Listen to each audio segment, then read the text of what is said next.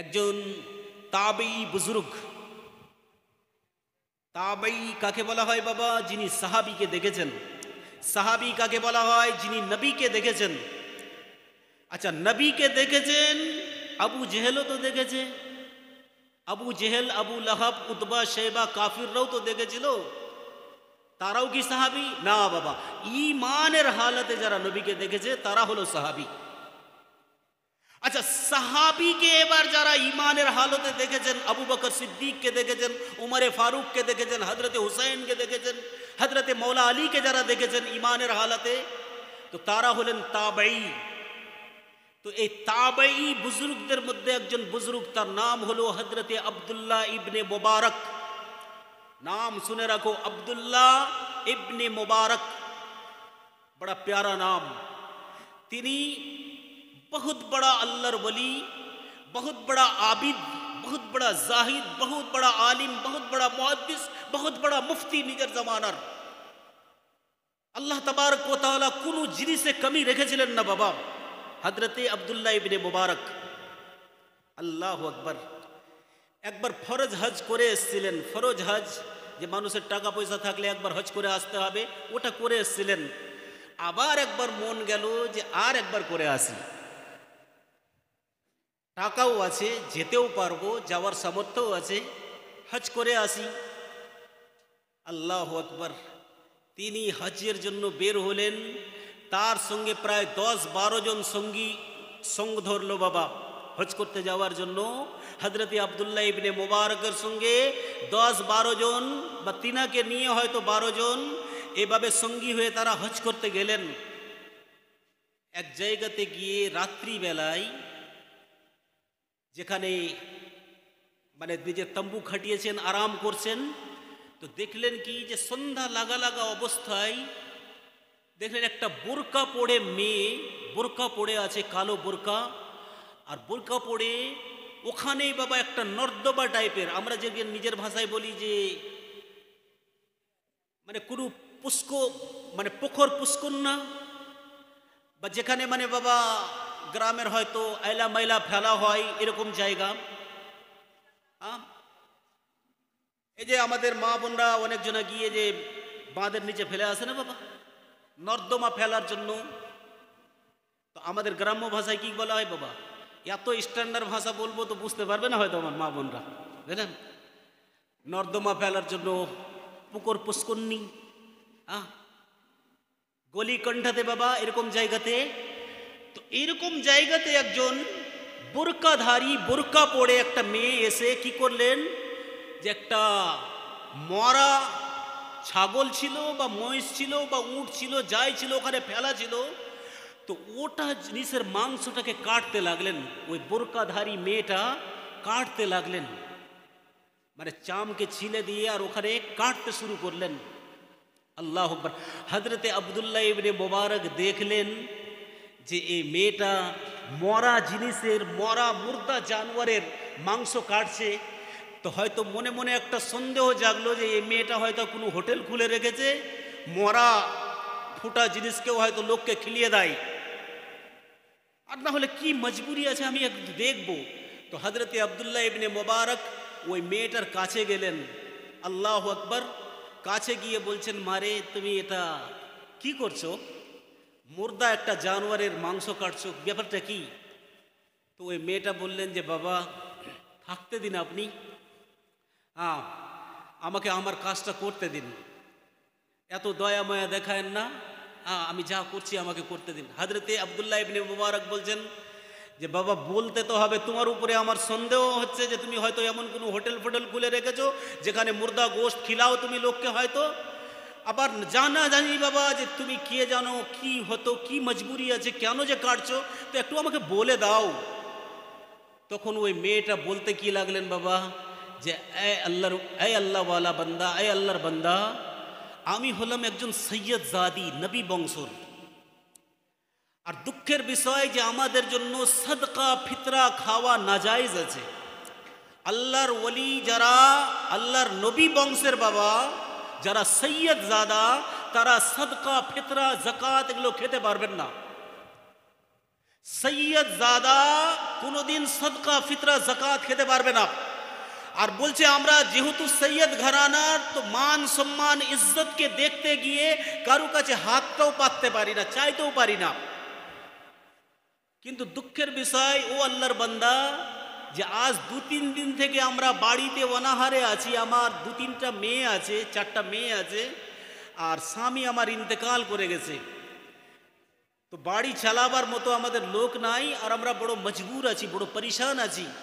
তো জান বাঁচাবার জন্য হাদিসে পাকে আছে, আমার দয়াল নবী বলেছেন জান বাঁচাবার জন্য হারাম জিনিসও খেয়ে নেওয়া যাবে। বলুন সুবহানাল্লাহ। জান বাঁচাবার জন্য হারাম জিনিস খেয়ে নেওয়া যাবে বাবা, জান বাঁচাবার জন্য। তো আমি তো হয়তো একটা বুড়ি মা, কিন্তু আমার 2-3টা 4টা মেয়ে আছে, ওদের আমি আর কান্না সহ্য করতে পারলাম না। আর খানদানি গায়রাত যে আমরা নবীর বংশের কারু কাছে হাতও পাততে পারছি না, আর ফিতরা যাকাতও নিতে পারছি না। তো আমি মজবুরিতে এসে এই জানোয়ারটার মাংসটাকে কাটছি। এই মুর্দা জানোয়ারের এই মাংসটা কেটে নিয়ে রান্না করে আমার মেয়েদেরকে খাইয়ে দেব, যাতে জানে বেঁচে যাই, আমরা যেন জানে বেঁচে যাই। জানো বাবা কি হলো? ওই হযরতে আব্দুল্লাহ ইবনে মুবারক রাদিয়াল্লাহু তাআলা আনহু সঙ্গে সঙ্গে করলেন কি, ওই বুড়ি মাটাকে 300 দিরহাম, বাবারে 300 দিরহাম। সেই যুগে বাবা সোনার সিক্কা চলতো, সোনার সিক্কা মুসলমানদের। আমাদের ভারত দেশে বাবা সোনার সিক্কা চলতো, চাঁদির সিক্কা চলতো। তো যারা বাদশারা বড় বড়, আকবর বাদশাহ, হুমায়ুন আর আপনার ঔরঙ্গজেব, যাকে আজকাল টিভি ডিবেটে টিভিতে সবসময় বলছে বড় জালিম ছিল, বড় জালিম ছিল। ও বাবা, ওর জামানাতে, ঔরঙ্গজেবের জামানাতে আমাদের ভারতবর্ষ সোনার চিড়িয়া ছিল, সোনার চিড়িয়া। আমাদের আলি গলিতে সোনা পাওয়া যেত বাবা। আমাদের এই গ্রামে, এই অঞ্চলেই কে নাকি কোথায় ওইখানে পার্শ্বে একটা পুকুরে ঝাঁপ দিয়ে দিয়েছিল, তো কলসিতে বাবা চাঁদির সিক্কা পেয়েছিল। আছে কেউ পেয়েছো কি হাটখোলাতে? তো এখানে আরো অনেক জায়গাতে, তো বাবা আলি গলিতে রাস্তা সড়কে সোনা পাওয়া যেত, চাঁদি পাওয়া যেত। এত দেশের দাম ছিল আমাদের ঔরঙ্গজেবের রাজপাটে। সেই জামানাতে সোনার সিক্কা চলতো। হযরতে আব্দুল্লাহ ইবনে মুবারক রাদিয়াল্লাহু তাআলা আনহু কি করলেন? নারে তাকবীর, আল্লাহু আকবার। গরীব আছেন, হজ করতে যেতে পারলেন না, আল্লাহ পাক আপনাকে তৌফিক দিল না, আপনার অওকাত জুটলো না। মা বোন ভাই বাবাজি সকলের জন্য একদম আমার দয়াল নবীর ফরমান, বাড়িতে এই কাজগুলা করে নিও, হজ্জের সওয়াব পেয়ে যাবা। যদিও তোমাকে খাতা কলমে হাজি লেখা হবে না, কিন্তু সওয়াবে তুমি কোনো হাজি দেখে কমও থাকবে না। বলো সুবহানাল্লাহ। বাড়িতে বসে বসে এমন আমল করা যায় কি, ফজরের নামাজ পড়ে 2 রাকাত ইশরাকের নামাজ পড়বা, আল্লাহ পাক হজ্জের সওয়াব দিয়ে দিবেন। মা বাপকে মোহব্বতের চোখে দেখবা, আল্লাহ পাক হজ্জের সওয়াব দিয়ে দিবেন। সুবহানাল্লাহ। ইলমে দ্বীন পারো তো শিখো, আল্লাহ তবারক ওয়া তাআলা হজ্জের সওয়াব দিয়ে দিবেন। আল্লাহু আকবার। পারেন যদি কোনো জরুরতমন্দ, প্রয়োজন যার আছে, তার কোনো প্রয়োজন মিটিয়ে দিন।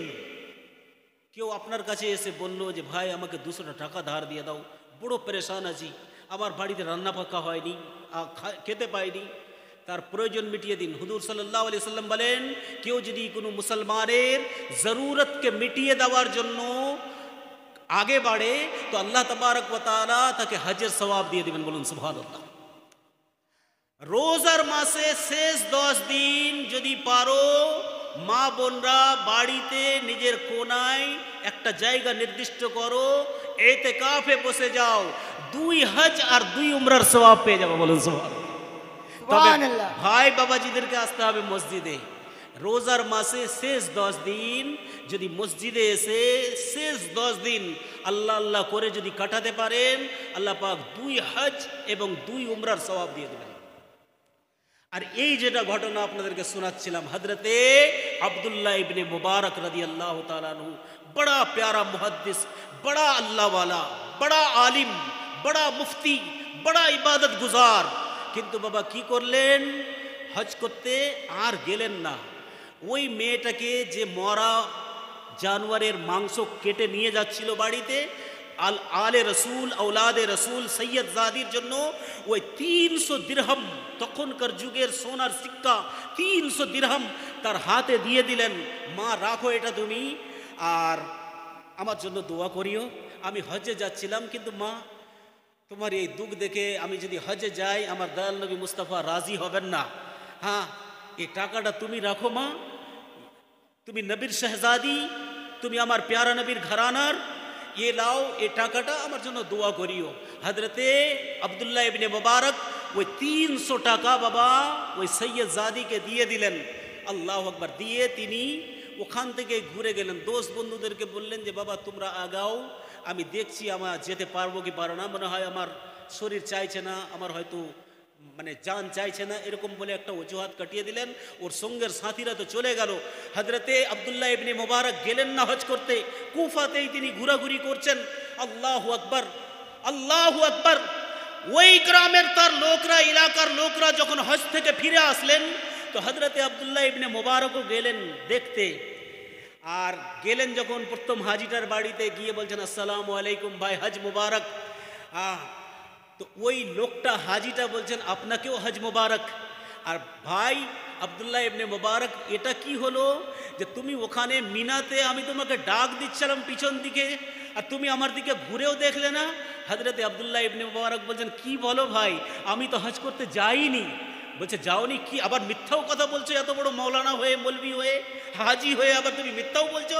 আমি তো দেখলাম তোমাকে বাবা মিনাতে, আর আমি তোমাকে পিছন দিক থেকে ডাক দিলাম।